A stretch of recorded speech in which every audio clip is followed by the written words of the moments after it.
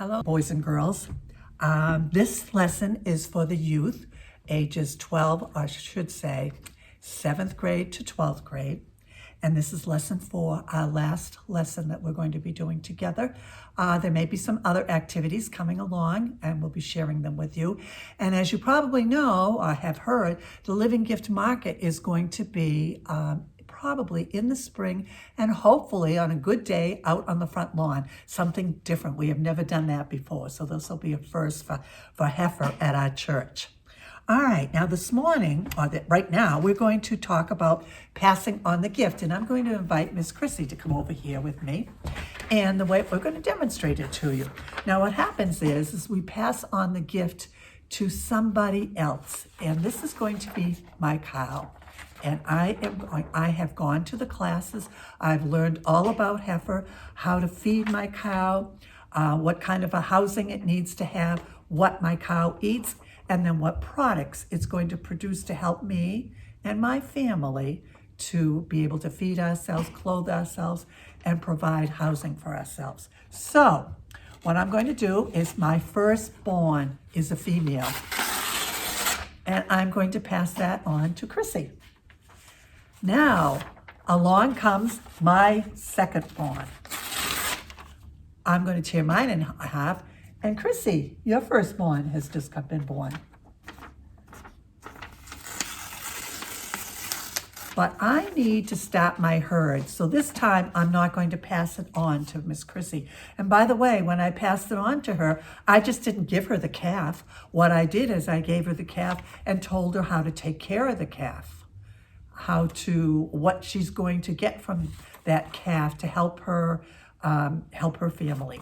So I'm going to not only pass on the calf, I'm going to pass on all the knowledge I have learned about Heifer Project.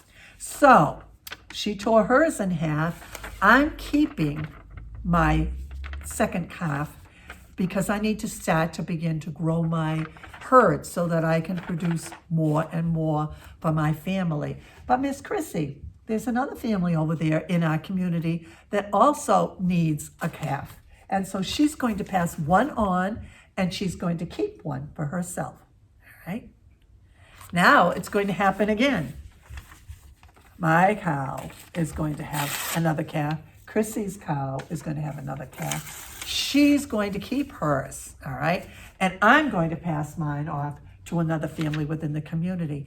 And already now we have 1, 2, 3, 4 families that have calves. I have 2, Chrissy has 2, and the families beside us each have 1. And that's the way it's going to continue. The next time I tear mine in half again, I'm going to keep mine, Chrissy's going to keep hers, but those 2 are going to pass them on to somebody else. So that's the gift of Heifer and a gift of Heifer Project and how it works. Thank you, Miss Chrissy, for helping me demonstrate this. Okay, now, passing on the gift shows families who received Heifer gifts to become donors as they pass these gifts on to other families. After their projects are established, families that received resources from Heifer, such as livestock, seeds, or training, pass on these gifts to other families in need in their community. This allows them to help others as they have been helped and to share the resources they now have in abundance. Now, think about this. In what way has somebody helped you or your family? And I want you to think about that for a moment. How can you help somebody else? They've given you a gift. How can you pass on the gift to somebody else? This is a discussion that you can have with your family. So I hope you will look at that. It's in the connections to cornerstones. And it's down at the very bottom here. Read that and discuss it and think about it. And maybe your parents have received something and they can tell you how they have passed that gift on to somebody else. Okay. Right now, I am going to read a story to you, and it is called The Good Samaritan. And you will find this story in Luke, and it's in Luke 10, verses 30 to 37. And this is the parable of the Good Samaritan. 30 to 37. Okay. This happens to be.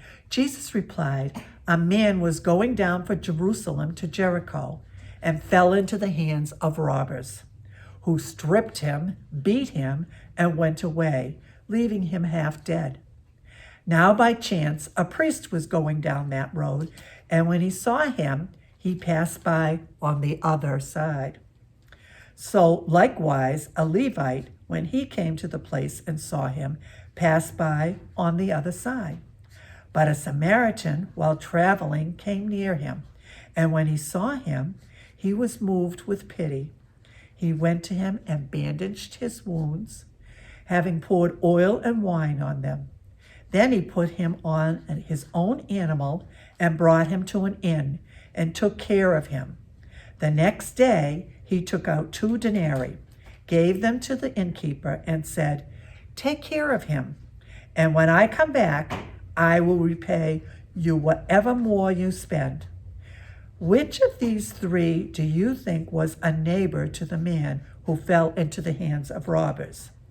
He said, the one who showed him mercy. Jesus said to him, go and do likewise. All right. That's a lot of thinking that you need to do about that.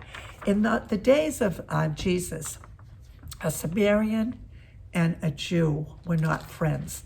And that was because of their religion. They had such different thoughts about their religion. So they were not good friends. So it was kind of unusual for another Samaritan to pass by the Samaritan and leave him there. That's a very unusual thing to do. But then along came a Jewish person, and they did stop and help the Samaritan. Very, very unusual thing, and went way out of his way to help this person. So, questions for you to be thinking about with your family. What would have been a common courtesy thing to do in this situation? So rather than just do as much as the Samaritan did, what would have been a very simple thing to do instead? How did the Samaritan man go above and beyond common courtesy in his actions toward the man who was stranded?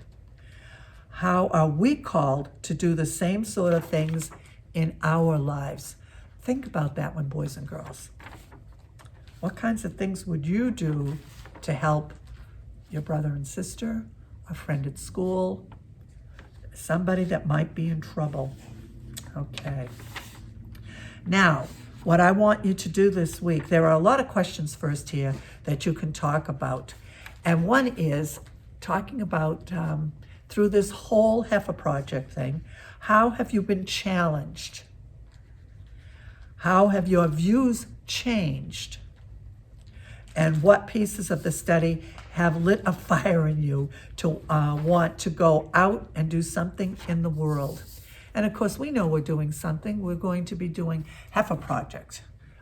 Continue doing it, and then raise some money to purchase animals to help families all around the world.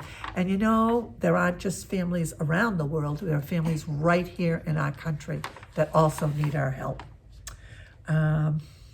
So what I would like you to draw is to draw something that you can do. I'm going to give you a piece of paper and draw something that maybe how you have helped somebody in the past, or how you think you might be able to help a friend at school, or maybe your brother or sister.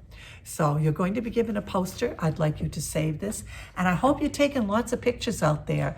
I meant to show you. I took a picture of a beautiful sunset. It was on Sunday night. It was gorgeous. The colors, the oranges and pinks, and then there was some grays that blended in. It was a beautiful sunset. So keep your eyes out. I wished my husband had woke me up. He got up early the other morning, and there were 2 foxes out in our yard playing, romping around.